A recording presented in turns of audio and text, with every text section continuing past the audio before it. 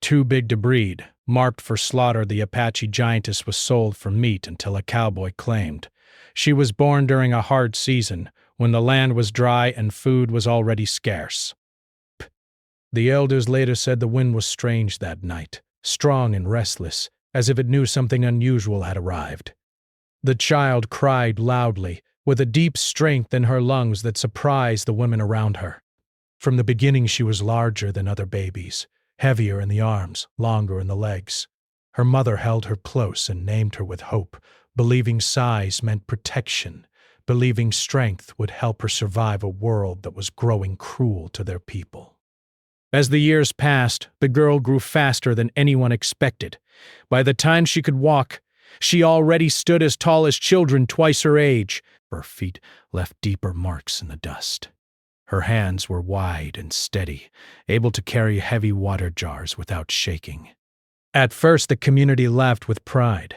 They said she would be a great worker, a strong protector, someone who could help the tribe endure the pressure coming from outside.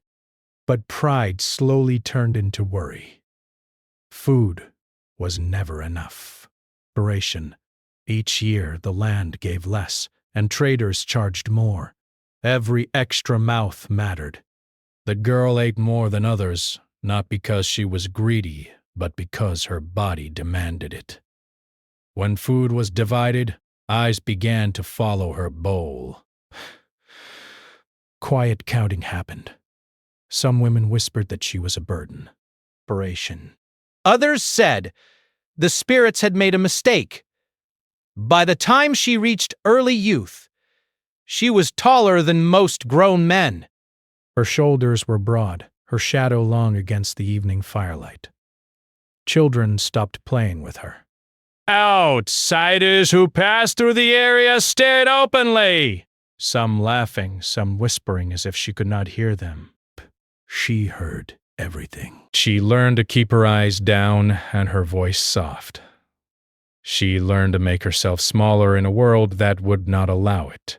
When she walked through camp, people stepped aside, not with respect, but with discomfort. She helped wherever she could, carrying loads, fixing fences, standing watch at night. Still, the looks did not change. Stories began to spread beyond the community. Traders talked. Ranchers exaggerated. They described her as something unnatural, something closer to a creature than a person. Each retelling made her less human and more like a problem that needed solving. When hunger worsened, the elders met more often. Their talks grew longer and heavier. The girl was never invited. She sat outside those meetings staring at the dirt, pretending not to listen, while every word sank deep into her chest. They spoke of survival, of debts, whereas of pressure from authorities and buyers, of how long they could last. One night her mother did not return to the shelter. When the girl went looking, she found her sitting alone, eyes red, hands shaking. No words were spoken, but everything was understood. In that silence, something broke that could never be repaired. The decision was framed as necessary. It was spoken with careful language, with excuses wrapped in tradition and urgency. Narration. They said she would be sold, not abandoned. They said it would help everyone else live. They avoided looking at her when they explained it. She did not scream. Breath. She did not fight. She only nodded once, slowly, because resistance would change nothing. She had learned that lesson early. The morning she was taken away, no ceremony was held. No prayers. She was not allowed to pack anything personal. Narration. A trader recorded her details on a paper: height, weight, strength. No name. Just numbers. Useful numbers. She walked away from the only home she had known. She did not look back. Not because she did not care, but because looking back would have crushed what little strength she had left. The journey was long and quiet. She traveled in a wagon meant for cargo, not people. The road was rough, and the air smelled of dust and iron. Desk. At each stop, people came to stare. Some pointed. Some joked. No one asked who she was. By the time they reached the holding grounds, she understood something important.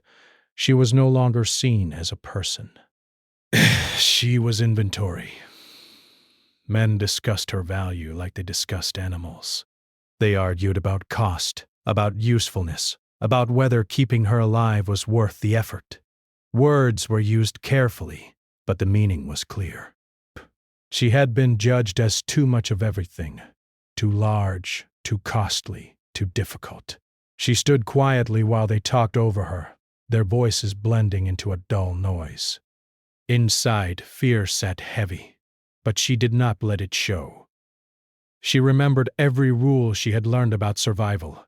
Stay calm, stay silent, stay alive. At night, when the area grew quiet, she lay awake staring at the dark ceiling above her. She wondered if her mother could sleep.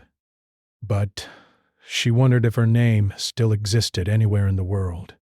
She wondered if strength had ever really been a gift, or if it had always been a curse, waiting for the right moment. What hurt most was not the hunger or the fear. It was the realization that she had become unwanted simply by existing. She had done nothing wrong. She had grown, as all living things do, and for that, she was punished. Still, somewhere deep inside, a small, stubborn part of her refused to disappear. It was not hope exactly, but endurance. A quiet voice that said, "Breathe, watch, remember." As long as she was alive, the story was not finished. And so part one of her life ended not with escape or rescue, but with loss. Loss of home, of identity, of safety. What lay ahead was uncertain, shaped by the choices of others. Yet even as she stood alone in a place that saw her as nothing more than a problem, she remained human, carrying her memories, her name, and her will forward into whatever came next. The place she arrived at was unlike anything she had ever seen. It was fenced in with tall wooden barriers, rough and darkened by years of sun and smoke. The ground was packed hard, dusty and uneven, and there were pens everywhere, each holding animals that stared at her with blank, watchful eyes. The smell of hay, sweat, and the faint tang of iron filled the air. She realized immediately she was no longer in her home, no longer among people who knew her name or her story. But here, she was different. Here, she was a thing to be measured, examined, and judged. Bent. Men moved around the pens in groups, their voices low but sharp. They spoke of weight and strength, of how much effort it would take to feed her, to keep her alive, to make use of her. Their words were careful, like calculations, but she understood them perfectly. She was being assessed not as a human being, but as a project. At first, anger flared in her chest. How could they talk like this about a person? But she had learned long ago that anger could be dangerous. She swallowed it and kept her head low. She was shown a small wooden shelter at the edge of the property. It was simple, with a bed of straw and a thin blanket, enough to protect her from wind and rain, nothing more. As she stepped inside, she felt the weight of silence pressing down. Outside, the animals stirred in their pens, shifting and snorting, but inside she had no one to speak to, no one to comfort her. She lay down on the straw, trying to remember the sound of her mother's voice, the laughter of her siblings, the smell of smoke from their cooking fires. These memories felt distant, almost like they belonged to someone else. The next day, she was examined. A man with a notebook came to her shelter, measuring her arms, legs, shoulders, and torso. He asked her height and weight, checking each number carefully, as if writing them down would tell him her worth. Other men observed silently, murmuring under their breath. She realized quickly that every detail mattered to them, and any small mistake on her part could change her fate. Narration. She answered only when asked, and spoke softly, her words small and careful. Days passed, each one blending into the next. She watched the routines of the place, learning its rules without being taught. The animals in the pens had their own rhythms, feeding times, rest periods, movements that repeated endlessly. She observed the workers too, noting which men were quick to anger, which were gentle, and which ignored everything that did not concern them directly. She realized that survival here depended not on strength alone, but on careful observation, patience, and knowing when to act. At first, the workers treated her with curiosity. Some pointed at her when they thought she could not see, whispering jokes and stories to each other. Breath. Some shook their heads in disbelief, muttering about her size and her presence. She learned to ignore these moments, holding herself still and speaking only when necessary. There were moments when the attention felt suffocating, but she reminded herself that any display of fear or frustration could make her situation worse. One evening, a storm rolled in. Dark clouds gathered overhead, and rain began to fall in heavy sheets. Lightning split the sky, and thunder shook the ground. She sat inside her shelter, listening to the sound of the storm, feeling the drops of rain splashing against the roof. It reminded her of storms back home, storms when her mother would hold her close and whisper that everything would be all right. She missed those moments more than she could put into words. Breaths. Yet despite the fear, she also felt a strange comfort in the storm's honesty. It did not judge her. It did not question her existence.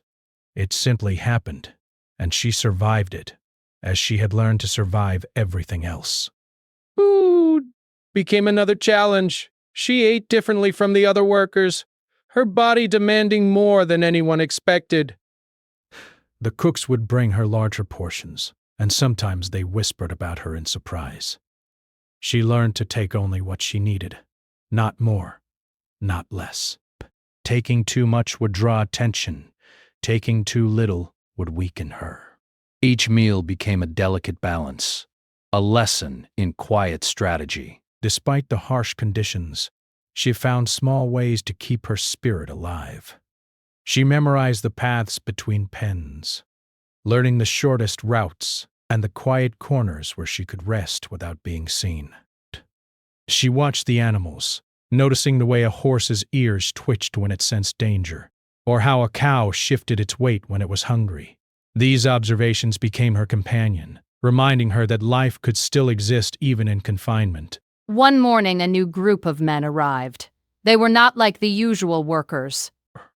Their clothes were cleaner, and they carried themselves with authority.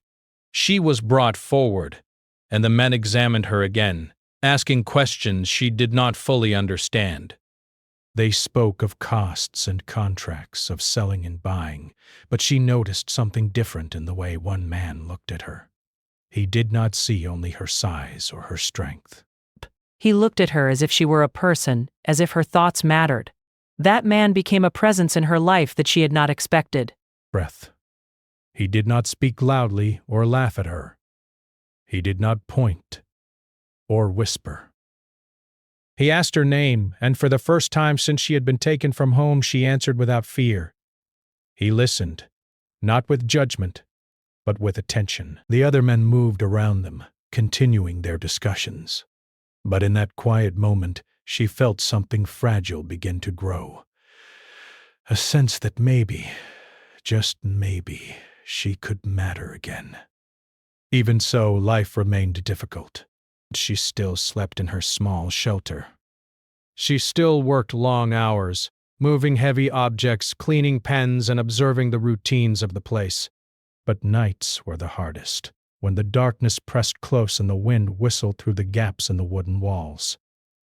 She would lie awake, feeling her body ache, wondering if the world outside would ever recognize her as more than a burden.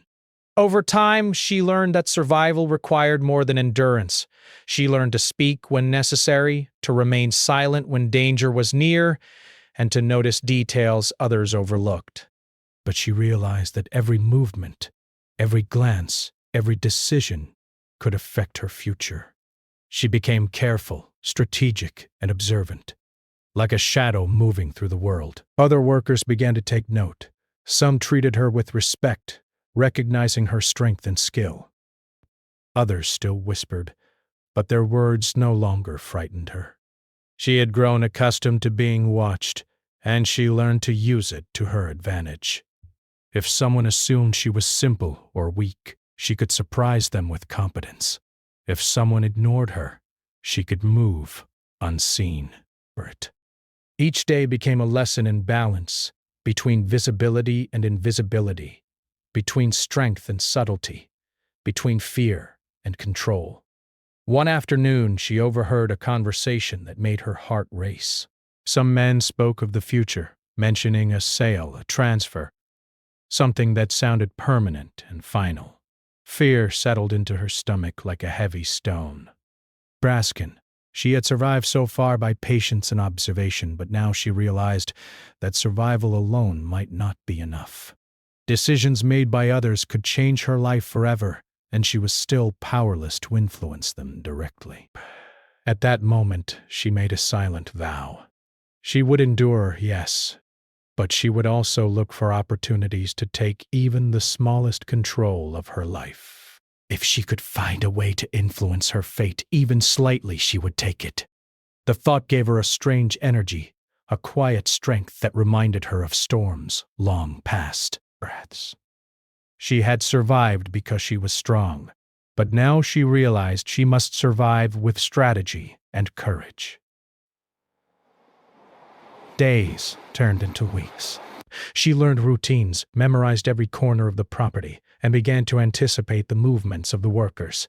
She noticed the man who had asked her name paying attention to her quietly, checking on her without interfering. Breaths. Occasionally he would leave small acts of kindness. A cup of clean water, a blanket folded neatly, a nod of acknowledgement. She began to understand that survival could sometimes come with quiet allies, people who did not seek credit or recognition but simply offered help when it mattered most. The nights were still long and cold, but she no longer felt completely alone.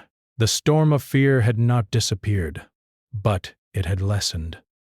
She began to recognize that endurance alone was not enough. To survive here, she would need patience, observation, and when the moment came, courage to act. In those quiet hours, she thought about home, about her mother, about the life she had lost. Round. In desk, she missed the warmth of the fire, the sound of familiar voices, the comfort of being seen and loved. But she also realized that she could carry those memories with her, that they could be a source of strength rather than sorrow. She remembered every lesson her mother had taught her: resilience, patience, and the quiet courage to keep moving forward no matter the odds. By the end of her first month, she had settled into a rhythm. She no longer trembled at the voices of strangers. She no longer flinched at attention or whispers. She had learned the rules of the place, the routines of the animals, and the moods of the workers. She was still measured and judged constantly, but she had found a way to exist within those rules without losing herself completely. And in that small, quiet victory, she discovered something important. Survival was not just about enduring hardship.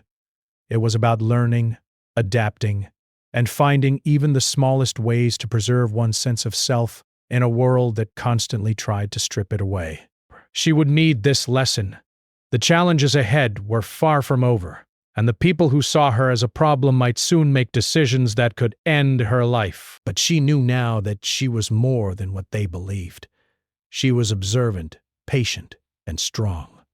She had endured storms both literal and metaphorical, and she had begun to notice allies in unexpected places. Part 2 of her life closed, not with rescue, but with understanding. She had survived the first trials of a place that measured people by utility rather than humanity. She had learned the importance of observation, patience, and quiet courage. And she had discovered the first signs of hope, that even in a world that saw her as a burden, she could find moments of connection, small acts of kindness, and the strength to continue moving forward. The days passed slowly, each one blending into the next with the same rhythm of work, observation, and endurance. She had grown accustomed to the sounds of the pens, the low hum of animals, the shuffle of workers' boots, the creak of gates swinging open and shut. Yet, beneath the rhythm, a tension lingered. She knew the men were always speaking about her, assessing her value, discussing her future in hushed tones. Every glance, every whispered conversation reminded her that her life was not entirely her own. One morning the routine shifted. Narration. The air felt different, lighter and sharper, carrying a scent of horses and dust from a distant trail. A group of men arrived, their clothes cleaner than the usual workers, their boots polished, their hats tipped just so. They moved with purpose, speaking less than the others but commanding attention without raising their voices. She was brought forward as usual, measured and assessed, but something in the way they looked at her was new. The tallest among them stepped closer, his eyes calm and steady. He did not flinch at her size, did not smile or laugh. Instead, he looked directly at her, taking in her height, her posture, the careful way she moved. When he spoke, it was quiet, almost gentle. "What's your name?" he asked. Oh, one else had asked her that in weeks. No one else had seemed to care.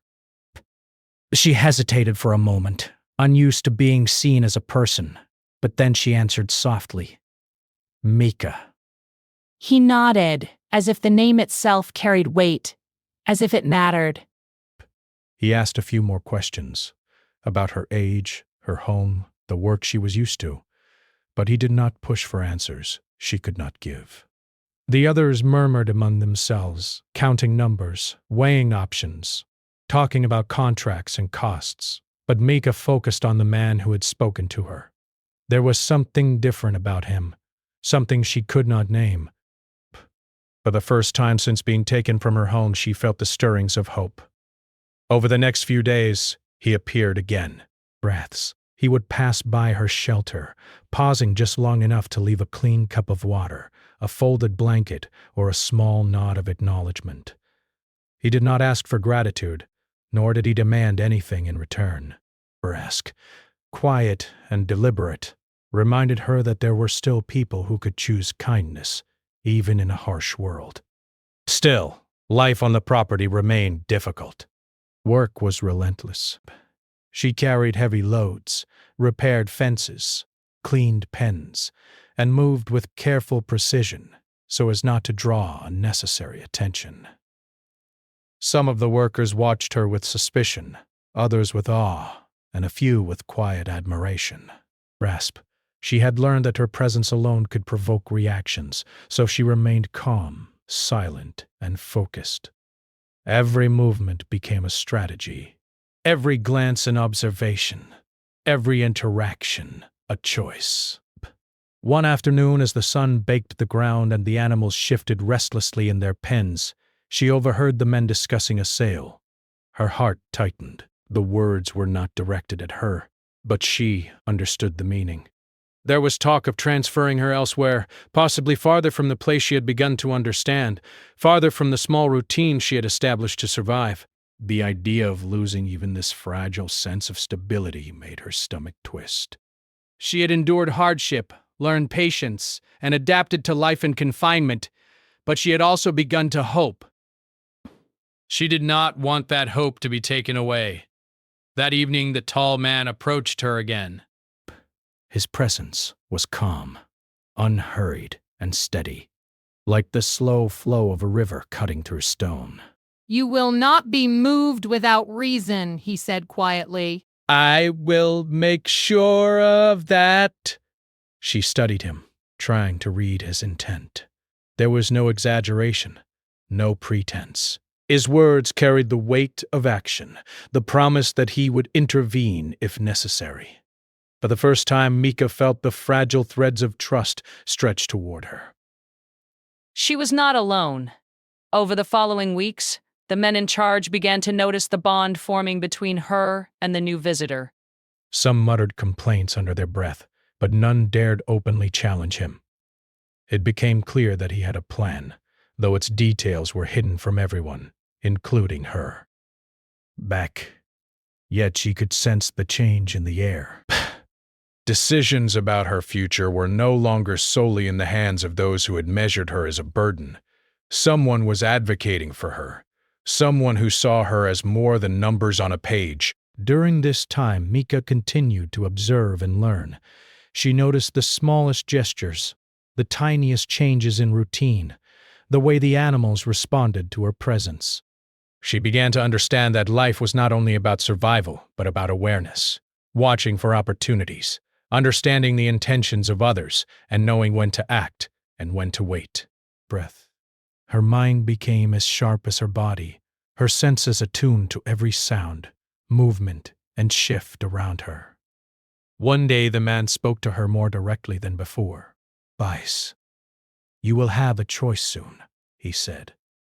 "I cannot promise everything, but I can promise that you will live, and that you will have a chance to decide for yourself." Break. Micah felt a surge of emotion she had not allowed herself in months.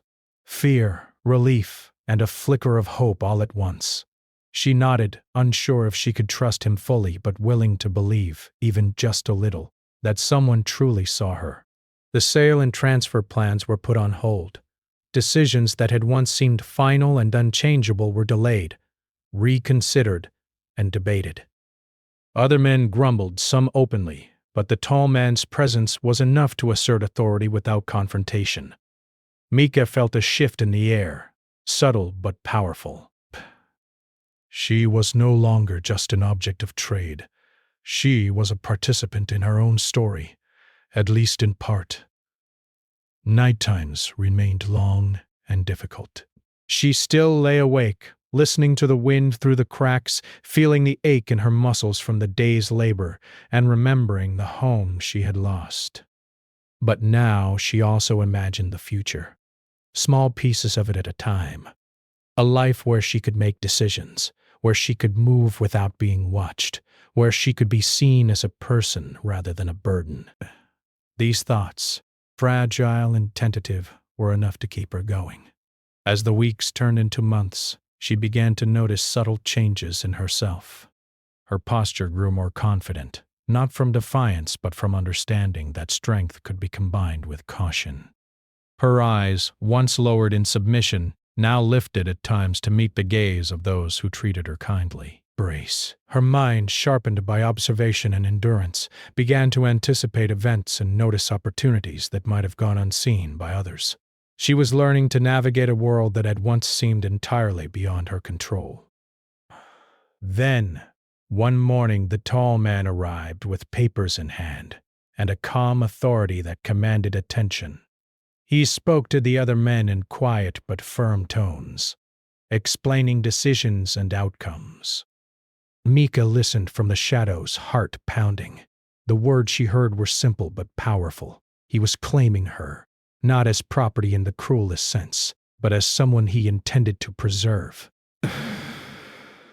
For the first time, Mika felt that her existence mattered to someone beyond herself. She was brought forward and addressed directly. "You will live," he said, "and you will have the chance to decide your own future." The words were not just promises. They were a turning point, a shift from being judged and traded to being seen and protected. Mika felt a mix of relief, disbelief, and cautious hope. She nodded, knowing that survival had brought her here, but that courage and awareness would carry her further. Life did not suddenly become easy. Work continued, rules remained strict, and challenges persisted. But the atmosphere had changed. The men who had once whispered and pointed now approached her with hesitation, aware that she was no longer merely a subject of trade. The animals, too, seemed to respond differently, as if sensing the subtle shift in the energy around her. Mika moved with the quiet confidence that came from understanding both herself and the world she inhabited. She began to understand the meaning of allyship and trust. Not all gestures of kindness were immediate or grand. Sometimes they were quiet, consistent, and unassuming. The tall man's steady presence reminded her that human relationships could exist even in harsh circumstances, and that survival was sometimes strengthened by connection, not just endurance. Even so, she remained vigilant. The world was still unpredictable, and the future was uncertain. Yet she had learned to navigate uncertainty with patience, observation, and careful action. Each day became a lesson in resilience, each interaction a test of her awareness, each moment an opportunity to protect herself while still reaching for hope. By the end of this chapter in her life, Mika had grown stronger not just in body but in spirit. She had learned that endurance alone was not enough. She needed awareness, strategy, and the ability to recognize allies in unexpected places. She had discovered that hope could exist even in the darkest circumstances, and that courage was not always loud or defiant. It could be quiet, steady, and persistent. And as she prepared for whatever the future might bring, Mika understood something profound. Survival was not just about staying alive. It was about learning, adapting, and finding small moments of dignity, choice, and connection in a world that had once treated her as nothing more than a problem. Mika could hardly believe that things had changed. The cowboy, as the others quietly began to call him, had claimed her. Not as a prize, not as a curiosity, not as an object to be weighed and measured. Bah! He had claimed her life in a way that offered protection and choice. The first days after this shift were strange. She moved through the pens with familiar routines, yet every glance, every step, every sound felt different. The world no longer pressed upon her as heavily, though vigilance remained necessary. The cowboy was quiet, but deliberate. He did not give orders, like the others. He spoke with calm authority, guiding without demanding, noticing without judging. He asked her questions about what she could do, what she wanted, and what she needed, not because he owed her anything, but because he believed she had the right to decide. Mika found herself answering, sometimes hesitating, sometimes unsure. It had been so long since anyone had asked her what she thought, rather than what she could do. At first, the work remained hard. She still carried heavy loads, cleaned pens, and repaired fences. The animals still needed care, and the other workers still watched her with a mixture of awe and suspicion. Yet, there was now a difference in the air. When she moved, she did so with purpose, knowing that she was protected but also aware that her own choices mattered. Every step she took was a quiet declaration. She would survive, she would endure, and she would decide her own path. The cowboy gave her small freedoms. She was allowed to arrange her shelter, keep her few belongings, and even choose the animals she worked with most closely. These simple liberties felt like treasures to her, small but significant signs that she was being seen as human, not as a burden. She began to notice the quiet kindnesses hidden in his gestures. A nod of approval when a job was done well, a blanket folded neatly at night, a warm drink left for her at the edge of the pens. Each act reminded her that connection could exist even in harsh circumstances. Mika began to learn more about him too. He was a man who had seen hardship, a man who had made difficult choices to survive just as she had. His own life had been shaped by loss and struggle. Yet he had managed to carry a sense of fairness and quiet strength. Listening to his words, watching his actions, Mika understood that courage was not always loud or dramatic. Sometimes courage was steady, patient, and deliberate. It could be quiet and persistent, the kind of courage that sustained life and built trust. Bursts, days turned into weeks, and weeks into months. Mika began to explore the limits of her new life. She learned the paths between the pens, memorized the routines of the animals, and understood the rhythms of the other workers. She even began to anticipate challenges before they arrived, noticing tension in voices or changes in the environment. Her observation skills, honed over years of survival, became her greatest strength. She had learned to survive through patience, awareness, and careful action, and now she applied those lessons with purpose. Barrage. Occasionally, the world reminded her that danger still existed. Travelers would pass through, some curious, some skeptical, some cruel. Mika remembered the fear she had felt in the pens before the cowboy arrived. Now, she did not freeze or hide completely. She moved with quiet confidence, aware of her size, her strength, and her presence. People who once would have laughed or whispered behind her back now hesitated.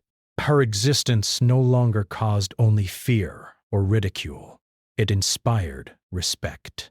Evenings were often her favorite time. Breath. She would sit quietly near the pens, watching the animals settle, feeling the wind on her face, and listening to the distant sounds of the landscape. She thought about the home she had lost, the people she had left behind, and the mother who had taught her the lessons of patience, endurance, and quiet courage. Though she could not return, she carried these memories with her as a source of strength, a reminder that she had survived before and could survive again. The cowboy gave her opportunities to make choices that mattered. One day he asked her which animals she would prefer to work with, which paths she wanted to travel, and even which tasks she felt most capable of performing. He did not demand obedience. He asked for her input. This was a revelation to Mika. Perhaps ever. She realized that her voice, her opinion, and her decisions held weight. She began to feel a sense of agency she had not known since childhood. Through all of this, Mika began to grow in confidence. Her body, once seen as a burden, became her greatest asset.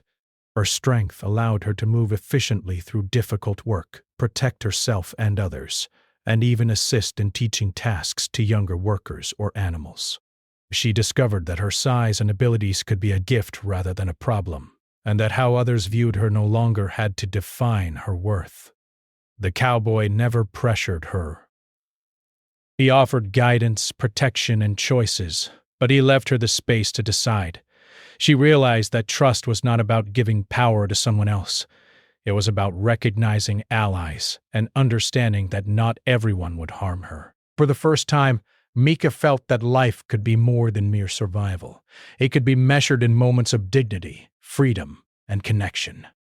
Over time, the property became a place where she could grow. Began to form subtle relationships with the animals, learning their behaviors and patterns, responding to their needs, and even feeling a quiet joy in their company.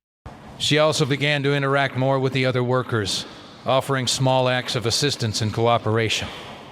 She was careful, aware that relationships in such a place could be fragile, but she had learned that even small bonds could provide comfort, safety, and shared strength. The seasons changed. The harsh sun of summer gave way to cooler winds and gentle rains. Each day brought challenges, yet Mika faced them with a growing sense of calm and determination. She remembered the storm from long ago, when she had lain in her shelter thinking of home and loss. Now storms were still difficult, but she met them with experience and resilience. She had survived hunger, fear, and despair. She had endured judgment and isolation, and now she was living a life where her choices mattered. The cowboy continued to guide her quietly, never forcing, always observing. He recognized her independence, her careful thought, and her growing awareness. At times he would offer advice or demonstrate tasks, but he never diminished her. He had seen enough hardship to understand that strength and endurance were useless if freedom and choice were denied. Through his guidance, Mika learned not just to survive, but to live within a world that had once tried to erase her existence. Then came the moment when the reality of her new life fully sank in. She realized that she had survived the impossible. Being taken from her home, judged as unwanted, treated as a burden, and yet still existing. She had learned to observe, adapt, endure, and now even influence her own fate. The cowboy's presence had not rescued her from life. It had given her tools, opportunities, and support to claim life for herself. For the first time, she could imagine a future where she was more than a shadow in someone else's story. Mika began to dream cautiously. She imagined working on her own terms, exploring the land, learning more about the world beyond the pens, and using her strength and intelligence to help rather than just endure. G dreamed of quiet moments by the fire, listening to the wind, and feeling that she had earned her place in the world through resilience and courage. These dreams were careful, restrained, and realistic, but they were hers. And that fact alone made them powerful breaths. One day, as she walked through the pens, observing the animals, feeling the rhythm of the place, she paused and looked up at the cowboy. He nodded at her, acknowledging her presence without words. In that silent gesture, she understood that she was no longer merely surviving. She was participating. She was choosing. She was living. Mika's life on the property was still hard, and the world outside remained unpredictable. But she had learned the most important lesson. Survival was not just about enduring hardship. It was about awareness, patience, and courage. It was about noticing allies, making choices, and finding dignity even when circumstances seemed impossible. And most importantly, it was about recognizing that even in the darkest places, hope could exist. In the evenings, when the wind swept through the trees and the animals settled for the night, Mika would sit quietly, thinking of home, thinking of the storms, thinking of the long path that had brought her here. She felt sorrow for what had been lost, but she also felt gratitude for endurance, for the cowboy's presence, for the small acts of kindness that had reminded her that humanity could survive even cruelty. She realized that strength alone had kept her alive, but courage and awareness had given her a chance to live fully. The months passed, and Mika became a steady presence on the property. Workers and animals alike came to recognize her abilities and her calm confidence. She was no longer just a figure of curiosity or concern. She had earned respect not through defiance or anger, but through quiet resilience, careful observation, and consistent action. She had transformed her body, once judged as a burden, into a tool of survival and competence. And finally, Mika understood the truth she had longed for. Her life belonged to her, busting him. Not the whispers of men in pens, not the judgments of strangers, not even the hardships she had endured.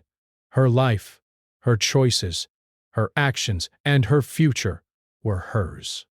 The cowboy had provided protection, guidance, and opportunities, but she had claimed the most important thing for herself: the right to exist, to make decisions, and to live on her own terms.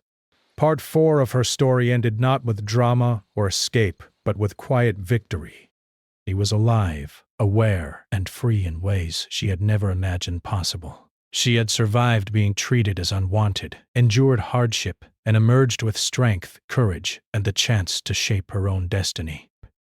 Mika had become more than what the world had defined her as. She had become herself, a survivor, an observer, and a human being with the power to live fully.